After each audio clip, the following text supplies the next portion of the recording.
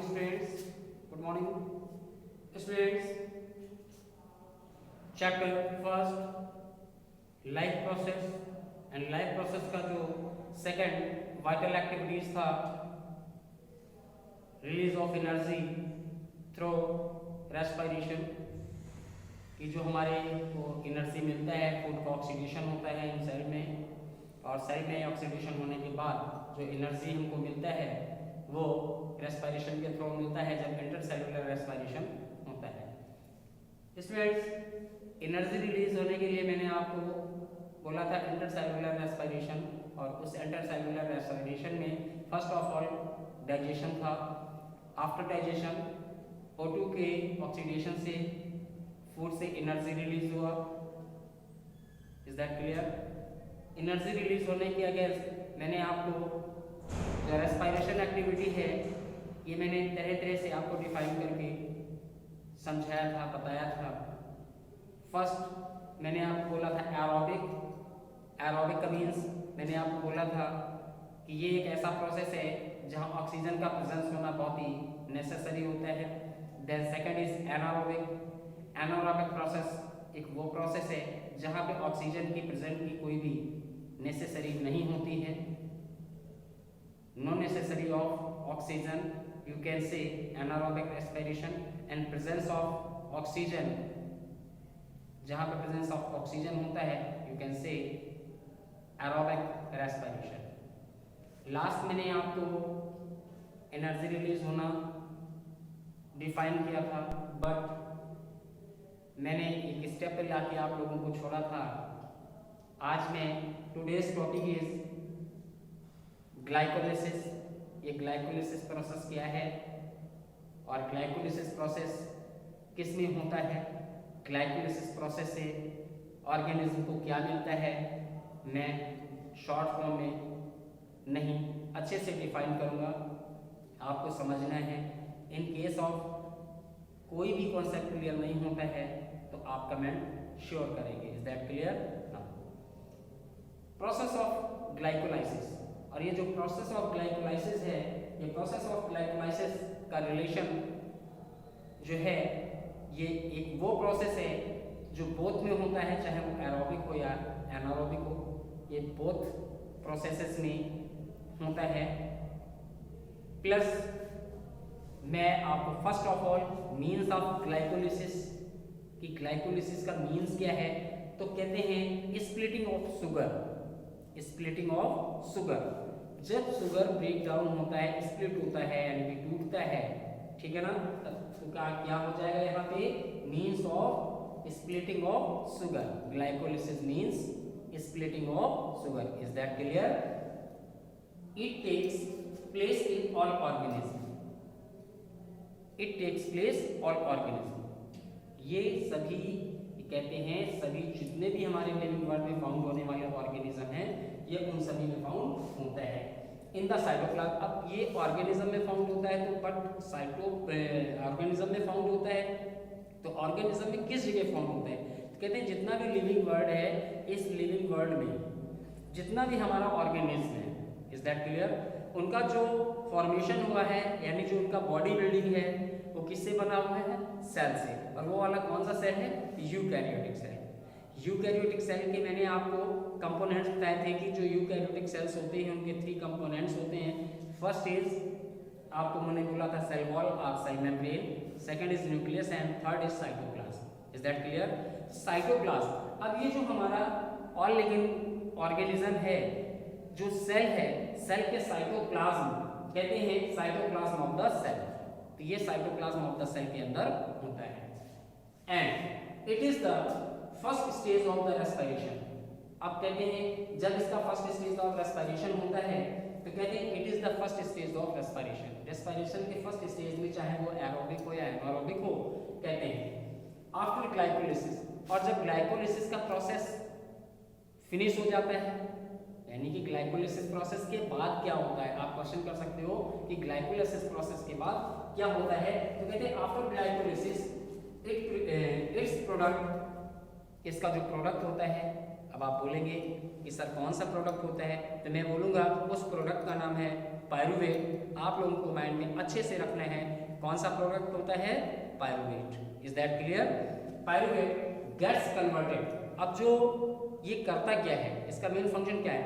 Gets converted into different compounds. ये convert कर देता है अपने डिफरेंट कंपाउंड्स में। Compounds depending on the whether further reaction take place in the presence और एब्सेंस ऑफ O2। किसका प्रेजेंस एब्सेंस होगा? O2 का होगा। Is that clear? तो इस लाइन में फिर से remember, after glycolysis its product pyruvate.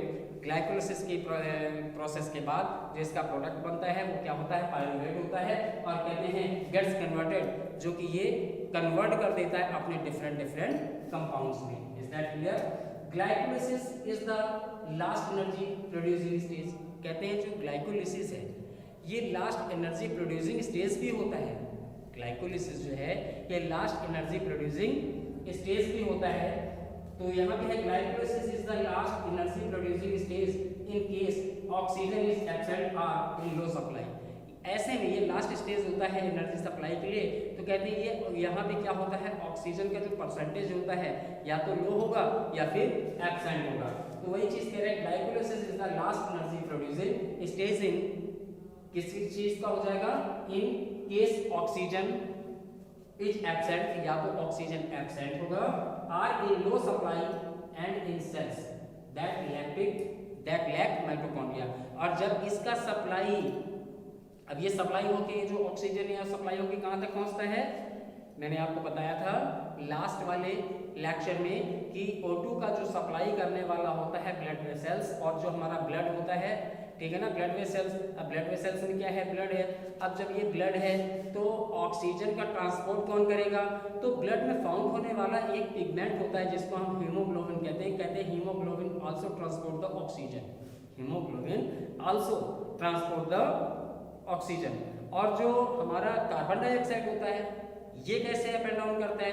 तो कहते हैं जब कार्बन डाइऑक्साइड का प्रोसेस आता है तो ये डिफ्यूजन के थ्रू चलता है। Is that clear? क्योंकि डिफ्यूजन मैंने बोला था higher concentration region up to lower concentration region. Is that clear? तो वही चीज यहाँ पे कह रहे हैं कि जिस तरह glycolysis is the last energy producing stage, ये लास्ट एनर्जी प्रोड्यूसिंग स्टेज होता है। और कहते हैं in case of oxygen is absent और लो सप्लाई, या तो ऑक्सीजन एब्सेंट होगा या उसकी जो सप्लाई है वो बहुत ही स्लो हो जाएगी। एंड इन सेल्स में अब यहाँ पे क्वेश्चन बनता है सेल्स में किस जगह पे? तो कहते हैं लैक माइटोकॉन्ड्रिया। अगर ये माइटोकॉन्ड्रिया के टच में पहुंच जाएगा तो ऑक्सीडेशन होने लग जाएगा, एनर्जी का फॉर्मेशन होने लग जाएगा, एटीपी बनेगा, एटीपी से फिर एनर्जी का कंजम्पशन हो जाएगा, फिर एटीपी हो जाएगा, फिर फॉस्फेट मिल जाएगा, फिर एटीपी हो जाएगा। इसीलिए energy currency of the cell कहते हैं, ठीक है ना। तो एनर्जी करेंसी बोल देते हैं। तो यहाँ पे कहाँ पे पहुंच रहा है? लैक माइटोकॉन्ड्रिया तक ये पहुंच नहीं पाते हैं। देन नेक्स्ट आफ्टर ग्लाइकोलिसिस, अब इसका फिर स्टेप एक आता है after glycolysis further anaerobic reactions.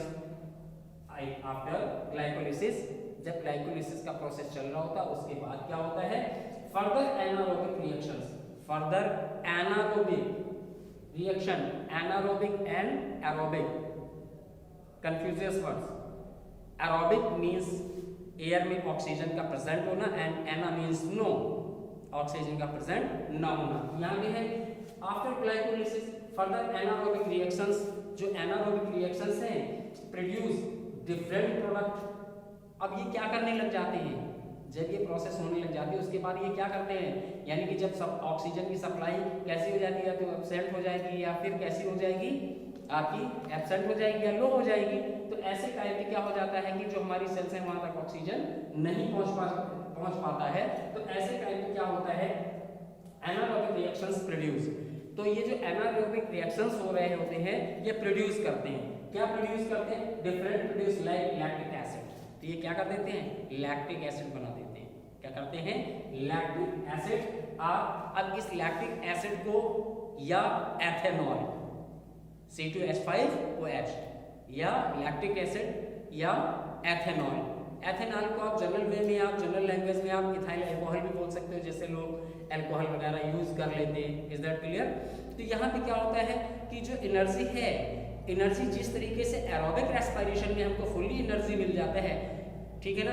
Energy release तो ये होता है, एनारोबिक रेस्पिरेशन प्रोसेस में एनर्जी रिलीज तो होता है, बट क्या होता है उसका जो परसेंटेज होता है वो बहुत ही लो होता है। तो यहाँ पे क्या है, एथेनॉल C2H5OH, एथेनॉल को कैसे बोलेंगे, C2H5OH इन डिफरेंट सिचुएशन, ठीक है।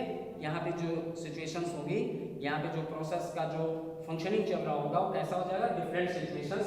This steps complete the anaerobic respiration, और ये जो स्टेप कब कंप्लीट होगा, जब एनारोबिक रेस्पिरेशन होगा। Of this products is also known as fermentation. अभी देखिए यहाँ पे एक न्यू डेफिनेशन बन के तैयार हो रहा है। जब यहाँ पे इस तरीके का प्रोसेस होने लगेगा, किस तरीके का प्रोसेस होने लगेगा, क्योंकि fermentation is a most important word in आपके बोर्ड एग्जामिनेशन के लिए। ये जो फर्मेंटेशन वर्ड है ये एक्टिविटेशनल वर्ड है, ये एक्टिविटी भी करके देखते हैं। तो देखिए फर्स्ट ऑफ ऑल अब मैं जनरल लैंग्वेज बता देता हूँ। यहाँ पे क्या हो जाता है कि ये जो हमारे जो लोग, आप लोगों ने सुना होगा कि वहाँ पे फला गांव में वहाँ पे वाइन को पकड़ा गया, वहाँ पे उसका जो मटेरियल था उसको फैला दिया गया। Is that clear? तो देखिए फर्स्ट ऑफ ऑल कि ये जो मटेरियल होता है इसका जब तक फर्मेंटेशन नहीं करेंगे तब तक हमारा इथाइल अल्कोहल का जो फॉर्मेशन है नहीं हो पाएगा।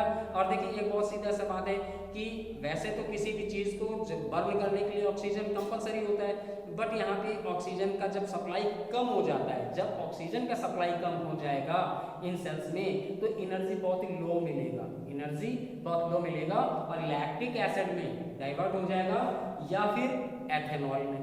Is that clear? तो वही चीज़ है, इस लाइन को फर्मेंटेशन प्रोसेस को आप फिर से एक बार समझ लो कि ये जो ग्लाइकोलिसिस का लास्ट स्टेज है, ग्लाइकोलिसिस स्टेज में ही एक और प्रोसेस होने लग जाता है जिसको हम फर्मेंटेशन बोल देते हैं, ठीक है ना। तो फर्मेंटेशन क्या है? आफ्टर ग्लाइकोलिसिस प्रोसेस, जब ग्लाइकोलिसिस का प्रोसेस हो जाने के बाद कहते हैं एनारोबिक रिएक्शन प्रोड्यूस, जो एनारोबिक रिएक्शन होते हैं वो प्रोड्यूस कराने लग जाते हैं, यानी कि रिएक्शंस प्रॉपर चलते रहते हैं तो ये प्रोड्यूस कराने लग जाते हैं डिफरेंट प्रोडक्ट, अलग अलग तरीके के प्रोडक्टों को ये प्रोड्यूस कराने लग जाते हैं। Just like example of lactic acid और एथेनॉल, और एथेनॉल लैक्टिक एसिड और एथेनॉल को आप इथाइल अल्कोहल भी बोल सकते हो, या एथेनॉल को आप C2H5OH भी आप बोल सकते हो इन डिफरेंट सिचुएशंस। और ऐसा कब होगा? जब प्रोसेस का डिफरेंट सिचुएशंस होंगे। Is that clear? Then next is this steps complete. अब ये जब स्टेप कंप्लीट होता है, दिस स्टेप्स, ये जब स्टेप कंप्लीट होता है, steps complete the anaerobic respiration process में जब ये स्टेप कंप्लीट होता है, कौन सा स्टेप कंप्लीट होता है कि एनारोबिक रेस्पिरेशन, जब ये डिफरेंट सिचुएशन में एनारोबिक रेस्पिरेशन में ग्लाइकोलिसिस प्रोसेस हो रहा है, डिफरेंट सिचुएशंस आ रहे हैं, तो डिफरेंट सिचुएशंस में ये क्या करने लग जाता है, लैक्टिक एसिड जो इसके जो अदर डिफरेंट प्रोडक्ट्स हैं उनको ये प्रोड्यूस कराता है, लैक्टिक एसिड और एथेनॉल। Is that clear? तो जब ये जो स्टेप कंप्लीट हो जाता है, जब ये स्टेप कंप्लीट हो जाता है एनारोबिक रेस्पिरेशन ऑफ ग्लूकोज, तो यहाँ क्या हो जाएगा, एनारोबिक रेस्पिरेशन रिजल्टिंग। अब यहाँ पे क्या होगा, इसका परिणाम क्या निकलेगा, इसका रिजल्ट क्या निकलेगा, डिफरेंट सिचुएशंस में लैक्टिक एसिड एथेनॉल हो गया, बट इसका जो रिजल्ट है वो क्या होगा, तो इन द फर्मेंटेशन, तो कहते हैं इन द फॉर्मेशन ऑफ, अब यहाँ पे फॉर्मेशन होने लगेगा, निर्माण होने लग जाएगा, formation of these products is also known as, तो फॉर्मेशन ऑफ दीज, तो फॉर्मेशन ऑफ दीज कौन से हो गए, अभी मैंने ऊपर बोला है एथेनॉल या lactic acid. Is that clear? तो ये क्या है, ये resulted in the formation of these product, तो यही आपके दीज प्रोडक्ट्स हैं, इज आल्सो नोन एज, और इस प्रोसेस को, ये जो प्रोडक्ट्स हैं एथेनॉल लैक्टिक एसिड है, और ये जो प्रोसेस हुआ था डिफरेंट सिचुएशन में, जब ग्लाइकोलिसिस प्रोसेस में डिफरेंट सिचुएशंस आती हैं, तो डिफरेंट सिचुएशंस आने वाली जो प्रोसेस होती है उसी को ही हम यू कैन से fermentation, the process of fermentation, ठीक है ना। एंड फर्मेंटेशन एग्जांपल भी आप दे सकते हो, lactic acid fermentation and alcohol fermentation. आप लैक्टिक एसिड, फिर से लास्ट में ग्लाइकोलिसिस प्रोसेस जब डिफरेंट सिचुएशंस में जाता है तो इसके जो प्रोडक्ट्स होते हैं वो क्या हो जाते हैं, लैक्टिक एसिड और क्या हो जाते हैं, एथेनॉल हो जाते हैं। ठीक है ना। इस स्टेप या इस होने वाले जो ये प्रोसेस है, इसी को ही हम फर्मेंटेशन कहते हैं। यू कैन से fermentation. Is that clear? Now एक और एग्जांपल मैं आपको देता हूँ। कहते हैं इन लो सप्लाई ऑफ ऑक्सीजन, एक सेकंड ऑप्शन में जब ऑक्सीजन का लो सप्लाई होता है, ठीक है ना। अभी जब लो सप्लाई हुआ था तो मैंने ये प्रोडक्ट बना दिया था, यानी फर्मेंटेशन प्रोसेस को आपको बताया। That in low supply of oxygen, अब सपोज दैट ये जब लो एनारोबिक रेस्पिरेशन में जब हमारी लो प्रोसेस चल रही है, किसकी चल रही है, सप्लाई ऑक्सीजन का जो सप्लाई है वो ऑक्सीजन का सप्लाई कैसा होता जा रहा है, लो होता जा रहा है। किस में होता जा रहा है, ईस्ट में। तो ईस्ट क्या करता है, कन्वर्ट्स पायरुवेट। तो ईस्ट क्या करता है, कन्वर्ट पायरुवेट। अदर हैंड ये देखिए अभी मैंने ऐसे करके आपको डिफाइन किया, अब अदर वेज में फिर से डिफाइन किए दे रहा हूँ। In low supply of oxygen yeast convert pyruvate to ethanol. जो ईस्ट होते हैं वो कन्वर्ट कर देते हैं, किस में कन्वर्ट कर देते हैं, पायरुवेट में। और पायरुवेट किस में कन्वर्ट कर देते हैं, एथेनॉल में। पहले ईस्ट क्या कर देगा, पायरुवेट में, और पायरुवेट क्या कर देगा, एथेनॉल में क्या कर देगा, एथेनॉल और carbon dioxide, ethanol and carbon dioxide. ठीक है। सर्टेन बैक्टीरिया, और इस वर्क को करने में कुछ बैक्टीरियाज भी हैं, वो भी हेल्पफुल होते हैं, लेकिन विच लैक माइटोकॉन्ड्रिया। ये जो प्रोसेस हो रहा है, ये जो प्रोसेस है, ये प्रोसेस माइटोकॉन्ड्रिया में नहीं हो रहा है, यानी कि लैक माइटोकॉन्ड्रिया हो रहा है। Convert pyruvate to lactic acid. तो ये क्या हो जाएगा, कन्वर्ट पायरुवेट लैक्टिक एसिड में हो जाएगा, यानी जो पायरुवेट्स होंगे वो लैक्टिक एसिड में कन्वर्ट हो जाएंगे। ऐसा कब है, कहते हैं व्हेन आवर मसल्स। अब देखिए जैसे कभी कभी ये होता है कि हम लोग बड़ी तेज में दौड़ के आते हैं, हम लोग कभी कभी क्या होता है, दौड़ लगा के आए, तेजी से आए, और इसके बाद आने के बाद हमारा जो एनर्जी है, जितना स्टोर एनर्जी था उनका कंजम्पशन हो गया। तो कहते हैं कि जो हमारा ब्लड है, ठीक है ना, lactic acid, when our muscles are over work, जब हमारी मसल्स ओवरवर्क करने लग जाती हैं, यानी कि अभी नॉर्मल वे में आप वर्क कर रहे हो, फिर कहीं से दौड़ धूप आए, यानी कि क्रैम्प्स हो जाते हैं, दौड़ धूप करके आ रहे हो, तो ऐसे में क्या हो जाता है, blood is unable to supply oxygen, blood is unable to supply oxygen fast enough for producing energy through aerobic respiration. Energy तो मिलता है थ्रू, किसके थ्रू मिलेगा, एरोबिक रेस्पिरेशन के थ्रू। बट क्या होगा यहाँ पे, in this low oxygen condition, लेकिन जब ऑक्सीजन का कहते हैं in this low oxygen condition pyruvate gets convert to lactic acid, accumulation of excess lactic acid. जब एक्सेस लैक्टिक एसिड हो जाएगा, लैक्टिक एसिड द मसल्स का पेन, तो क्या होगा, मसल्स में हमारे पेन क्रिएट होने लगेगा। Students, now next day and next topic transport in. Transport, अब ट्रांसपोर्ट इन है, मैंने आपको बताया था कि हमारे प्लांट्स भी हैं, प्लांट्स भी वर्क परफॉर्म करते हैं, ह्यूमन कैटेगरीज देन एनिमल्स हैं, ये वर्क करते हैं, एनर्जी का कंजम्पशन हो जाता है। बट इधर प्लांट में क्या था, प्लांट एनर्जी का जब बना रहा था तो वो सिंथेसिस कर रहा था, और सिंथेसिस के बाद वो अपने लिए जो फूड है उसको प्रॉपर वे में बना रहा था। बट प्लांट भी कुछ अपने लिए वर्क परफॉर्म करते हैं, जैसे ट्रांसपोर्टेशन। अब transportation in animals and transportation in plants, ये बोथ में ट्रांसपोर्टेशन होता है। Is that clear?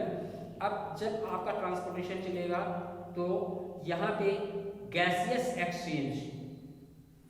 एक्सचेंज कैसे होता है, तो ये next day, next topic, next lecture आपको ये जो प्रोसेस ऑफ ग्लाइकोलिसिस है अच्छे से रीड करना है, लेक्चर को सुनना है। इन केस ऑफ कहीं पे कोई कॉन्सेप्ट मिस हो गया हो या आप नहीं समझ पा रहे हो तो मेरे को श्योर कमेंट करेंगे। Is that clear? Now have a good day.